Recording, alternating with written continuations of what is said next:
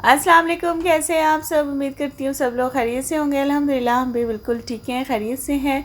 और यहाँ पर मैं बना रही हूँ शीर खुरमा। और जैसे कि आप लोगों को पता है कि रमज़ानुल मुबारक भी तकरीबन एंड होने वाला है और ईद आने वाली है, और ईद पर सब घरों में मीठा बनाया जाएगा और हमारे यहाँ ये शीर खुरमा बनाया जाता है। तो इसी की रेसिपी मैं आप लोगों से शेयर करूँगी। और इसके लिए मैंने कुछ सेवइयाँ ली हैं, ड्राई फ्रूट्स लिए हैं, दूध लिया है। और यहाँ पर दूध मैंने ऑलपर्स का यूज़ किया था और उसको मैंने अच्छे से बॉईल कर लिया था। और इसमें मैंने थोड़ा सा तकरीबन हाफ़ कप पानी भी ऐड किया था। और मैं इसको अच्छे से इस तरह दूध को पका लूँगी थोड़ा सा, क्योंकि इसकी हम थोड़ा सा इसको हम थिकनेस इसमें लेकर आएंगे दूध के अंदर। तो इसलिए मैंने इसको थोड़ी देर के लिए पकने के लिए रख दिया था। और साइड में मैंने ये 2 चम्मच देसी घी लिया है और इसके अंदर मैं सेवइयों को रोस्ट करूँगी और उसके बाद ड्राई फ्रूट्स को रोस्ट करूँगी। और जैसे कि आप लोग देख सकते हैं यहाँ पर आपकी अपनी चॉइस है, आप मक्खन भी ले सकते हैं या तेल का या ऑयल का यूज़ भी कर सकते हैं। यहाँ पर मैंने तकरीबन हाफ़ कप सेवइयाँ ले ली थी और उनको अच्छे से तोड़ के छोटा कर लिया था। और यहाँ पर मैं इनको रोस्ट कर रही हूँ। और जैसे इनका कलर चेंज होगा और उसके बाद हम इसको बस निकाल लेंगे। और इनको क्योंकि ये ऑलरेडी रोस्ट हुई हुई होती हैं, तो इसलिए इनको ज़्यादा देर बिल्कुल लो फ्लेम पर हम लोग करेंगे, ज़्यादा देर इनको रोस्ट नहीं करेंगे। जैसे कि आप लोग देख सकते हैं, जैसे इनका कलर थोड़ा सा चेंज होगा हम इन सेवइयों को निकाल लेंगे और अपने फिर ड्राई फ्रूट्स को भी रोस्ट करेंगे, जैसे कि आप लोग देख सकते हैं। और बिल्कुल ये आपने लो फ्लेम पे इनको रोस्ट करना है, क्योंकि जैसे ही आप इसकी फ्लेम को हाई करेंगे ये फ़ौरन ही जल जाती हैं, क्योंकि ये ऑलरेडी रोस्ट हुई हुई होती हैं। तो इनको इतना ज़्यादा रोस्ट करने की ज़रूरत नहीं होती। यहाँ पर हमारी सेवइयाँ रोस्ट हो चुकी हैं और इसके बाद मैं इसी पैन में थोड़ा सा और घी शामिल किया है और उसके अंदर मैं ये ड्राई फ्रूट्स को भी रोस्ट कर लूँगी। और जैसे कि आप लोग देख सकते हैं ड्राई फ्रूट्स को भी बिल्कुल इसी तरह लो फ्लेम पे हमने रोस्ट करना है। और जैसे ही इनका थोड़ा सा कलर चेंज होगा और खुशबू भी आने लगेगी, तो बस हमारे ये ड्राई फ्रूट्स भी रोस्ट हो जाएंगे। इनको भी हम एक अलग से प्याली में निकाल लेंगे और साथ साथ हम अपने शीर खुरमा में इसमें शामिल करते जाएंगे। और मेरे साथ रहिएगा, पूरी रेसिपी वॉच कीजिएगा। और जो लोग न्यू हैं वो मेरे चैनल को प्लीज़ सब्सक्राइब कर दिया करें और वीडियो को फुल वॉच किया करें। अगर मेरी वीडियोस अच्छी लग रही हैं तो कमेंट भी कीजिए। पर तकरीबन 15 मिनट हो चुके थे और मैंने इसके अंदर एक छोटा कप चीनी का ऐड किया है। और ये आपकी अपनी चॉइस है, आप अपने टेस्ट के मुताबिक, अगर आपको ज़्यादा मीठा पसंद है तो आप ज़्यादा चीनी भी ऐड कर सकते हैं। लेकिन यहाँ पर मैंने इसमें तकरीबन छोटा चाय का कप लेवल चीनी का इसमें ऐड किया है। और जो मैंने सेवइयाँ यहाँ पर रोस्ट की थी उसको भी मैंने यहाँ पर शामिल कर दिया है। और यहाँ पर आपने ये ध्यान रखना है कि आपने इसके जो घी जिसमें इसको रोस्ट किया था ना, वो घी इसके अंदर शामिल नहीं करना। थोड़ा सा अगर इसमें चला भी जाता है तो वो इसके पकने के दौरान इसी के अंदर ही शामिल हो जाएगा।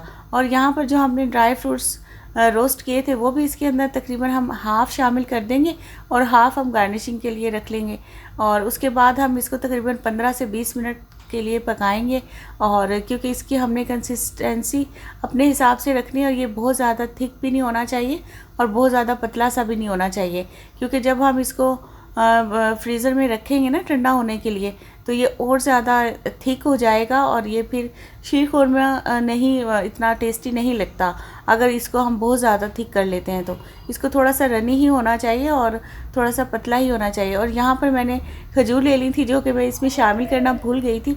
आप लोग इसको जब दूध बॉयल करने के लिए रखेंगी ना, तब शामिल कीजिएगा, ताकि इसका अच्छे से टेस्ट दूध के अंदर आ जाए। और ये मैंने अब यहाँ पर खजूर शामिल कर दी है और इसको मैं तकरीबन 10 से 15 मिनट के लिए पकाऊंगी। और जैसे कि आप लोग देख सकते हैं सेवइयाँ भी अच्छे से अपने अंदर दूध को जज़्ब कर लेंगी। और ये जैसे कि आप लोग देख सकते हैं, और ये काफ़ी अच्छा और टेस्टी बनके तैयार होता है। और वैसे तो शीर खुरमा की रेसिपी देखें सबको ही पता है, क्योंकि सभी घरों में ईद के दिन मीठा बनाया जाता है। लेकिन हो सकता है कुछ लोगों को ना पता हो, तो ये उनके लिए मेरी रेसिपी है। और यहाँ पर मैंने बिल्कुल थोड़ी सी 2 चम्मच चीनी ले ली है और वो मैंने पैन में उसको डाल दिया है। अच्छा, ये एक मेन इसका स्टेप है जिससे ये गोल्डन शीर खुरमा, जिसको मैं बोल रही हूँ कि मैं गोल्डन शीर खुरमा बना रही हूँ, तो ये इसका मेन स्टेप है। तो यहाँ पर मैंने 2 चम्मच चीनी ले ली थी और बिल्कुल इसको मैंने लो फ्लेम पर पैन में छोड़ दिया था। और जैसे ही चीनी मेल्ट होना स्टार्ट हुई तो इसको मैंने इस तरह थोड़ा सा मिक्स कर लिया था। और इसका जैसे ही ये कैरामलाइज्ड हो जाएगी तो आपने इसको फ़ौरन उतार लेना है और शीर खुरमा में शामिल कर देना है। इसको ज़्यादा डार्क नहीं करना क्योंकि इसका कलर फिर ज़्यादा डार्क हो जाएगा और चीनी का भी ये टेस्ट जला हुआ आएगा शीर खुरमा के अंदर। बस आपने इतना इसको करना है कि चीनी मेल्ट हो जाए और फ़ौरन आपने इसको शीर खुरमा में शामिल कर देना है। जैसे कि आप लोग देख सकते हैं और साथ साथ आप चम्मच चलाते रहें। इससे इतना अच्छा इसका गोल्डन कलर आता है शीर खुरमा का और इसका टेस्ट भी इन्हेंस हो जाता है, जैसे कि आप लोग देख सकते हैं। बस ये शामिल करने के बाद आपने 5 से 10 मिनट के लिए इसको पकाना है बिल्कुल लो फ्लेम पे और उसके बाद हमारा शीर खुरमा तैयार है। और आप लोग ये ज़रूर ट्राई कीजिएगा क्योंकि इसमें ये थोड़ा सा मैंने इसको ये डिफरेंट किया है इसका गोल्डन कलर देने के लिए। क्योंकि ये होता है कि बाज़ मेरी बहनें ऐसे करती हैं कि तकरीबन 3-3, 4-4 घंटे के लिए शीर खुरमा को पकने के लिए रख देती हैं उसकी थिकनेस को बनाने के लिए। और यहाँ पर देखिएगा हमारा शीर खुरमा बिल्कुल तैयार हो चुका है। और आप लोग भी ये रेसिपी ट्राई कीजिएगा और फिर मुझे कमेंट सेक्शन में बताइएगा कि आपको मेरी रेसिपी कैसी लगी। और जैसे कि आप लोग देख सकते हैं कि इसका कितना अच्छा गोल्डन कलर आया है। और बस ईद आने वाली है तो ज़ाहिर है मैंने सोचा कि मैं आप लोगों से शीर खुरमा की रेसिपी शेयर करती हूँ। और बस इसके अंदर ये जो मैंने ड्राई फ्रूट बचा लिए थे लास्ट में, ये भी मैंने इसमें शामिल कर लिए हैं। दिन पहले आप इसको बनाकर फ्रिज में रख दें ठंडा होने के लिए और नेक्स्ट डे आप इंजॉय करेंगे। ये बहुत मज़े का लगता है। और क्योंकि इसकी ये जो कंसिस्टेंसी है ना, ये इस तरह रनी होनी चाहिए क्योंकि अगर आप इसको ऑलरेडी गाढ़ा ही बनाएंगे तो ये ठंडा होने के बाद मज़ीद गाढ़ा हो जाएगा, मज़ीद थिक हो जाएगा, तो ये अच्छा नहीं लगेगा। तो आप इसको अच्छे से एक दिन पहले बनाकर फ्रिज में रख दें और नेक्स्ट डे इंजॉय करें और ये बहुत मज़े का लगेगा ठंडा होने के बाद। जैसे कि आप लोग देख सकते हैं, आप लोग ज़रूर ट्राई कीजिएगा और फिर मुझे बताइएगा। और जो लोग न्यू है मेरे चैनल पर वो प्लीज़ मेरे चैनल को सब्सक्राइब कर दिया करें, ज्वाइन कर लिया करें और कमेंट सेक्शन में ज़रूर अपनी राय का इजहार किया करें क्योंकि इससे मुझे मोटिवेशन मिलती है। और अपना ख्याल रखें, अपने प्यारों का ख्याल रखें, दुआओं में हमेशा याद रखें। अल्लाह हाफिज़।